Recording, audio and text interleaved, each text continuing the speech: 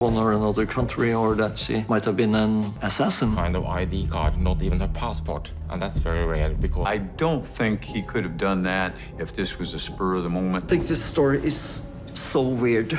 There are so many questions and so few answers. In 1995, a woman checked into a luxury hotel in Oslo under a false name, carrying no passport, no wallet, and clothing with all the labels cut away. 70 hours later, she was found dead in her room. Who was this woman? And was her death really her choice, or something much darker? The arrival at Oslo Plaza, May 31st, 1995. A woman calling herself Jennifer Fairgate walked into the Oslo Plaza Hotel. Norway's tallest, most prestigious. She looked confident, stylish, sophisticated, spoke fluent English and German, an international traveller.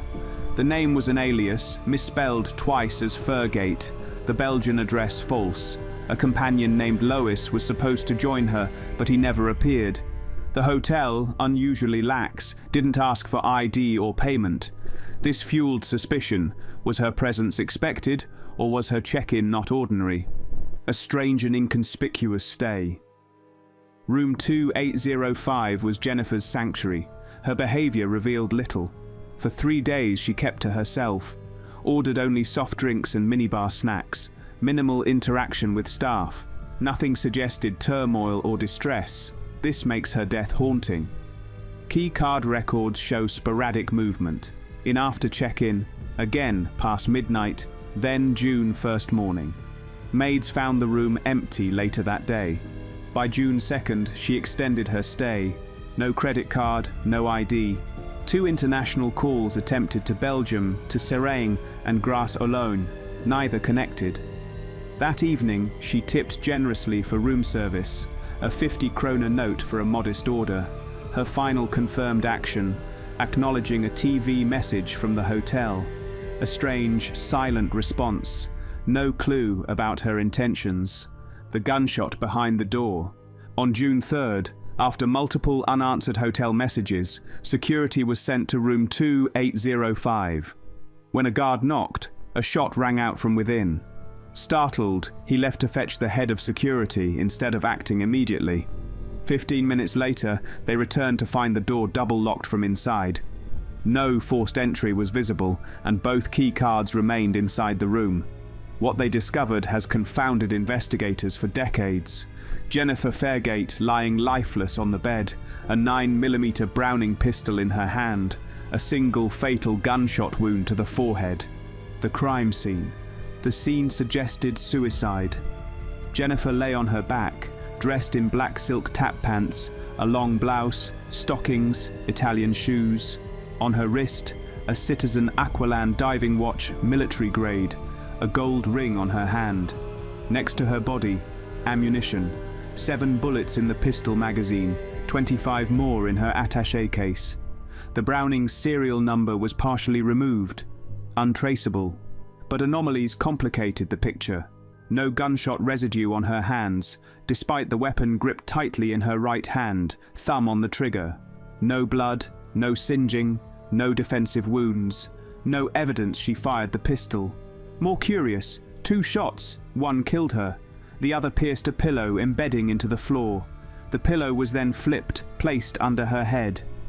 If suicide, why a test shot into the bedding first, missing belongings and erased identity?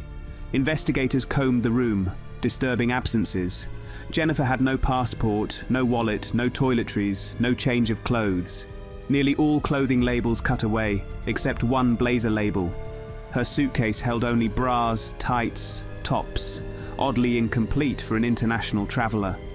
A near-empty bottle of men's cologne, perhaps for the elusive Lois. A USA Today newspaper, addressed to another room, carried an unidentifiable fingerprint. The destruction of critical evidence deepens the mystery. Many items, including the newspaper, clothing, and even samples from the weapon, were discarded after her burial. In modern forensic science, these materials could have been re-examined using advanced DNA profiling, yet those opportunities were lost forever. Experts describe this as either astonishing negligence or deliberate suppression. The absence of personal belongings also raises questions. Was she robbed post-mortem, or had someone carefully sanitized her existence before police entered? Every missing object created a silence, as though her life had been erased in real time. The official verdict. Norwegian police concluded suicide with 99.9% certainty. Their reasoning: locked door, no forced entry, pistol in hand.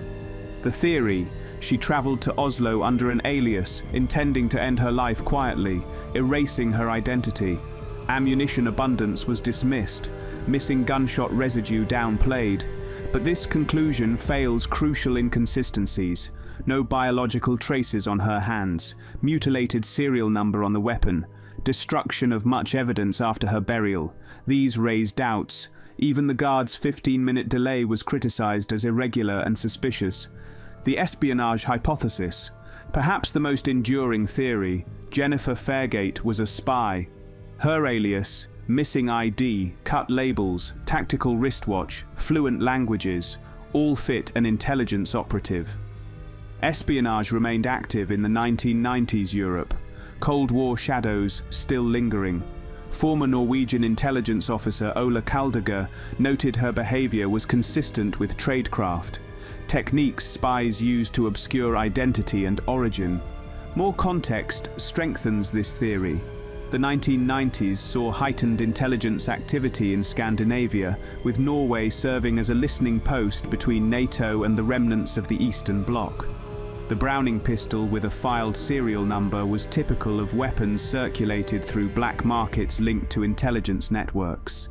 Her fluent German and likely West German upbringing tie her to a region where espionage recruitment was active after the fall of the Berlin Wall.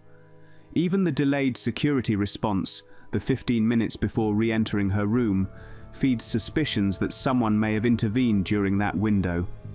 Critics argue these factors fit the profile of an execution disguised as suicide, carried out to protect secrets never meant to surface. Counter-arguments to the spy theory. Despite its allure, the spy theory has weaknesses. Multilingual fluency is common in Europe, not necessarily secret training. Missing labels could be anonymity, not spycraft. No intelligence leaks or declassified records link her to espionage networks. If an active agent, some trace should emerge decades later. Instead, silence. A case that defies resolution. Jennifer Fairgate's death embodies contradictions. The official suicide ruling fits the locked room, pistol in hand. The murder theory highlights forensic inconsistencies, possible accomplice.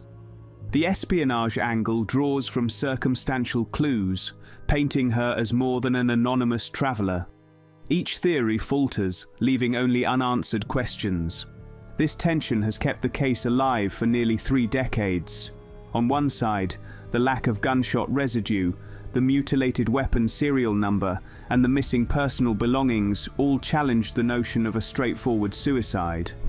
On the other hand, the absence of concrete intelligence links, the sealed room scenario, and the lack of witnesses to foul play offer support to the official verdict.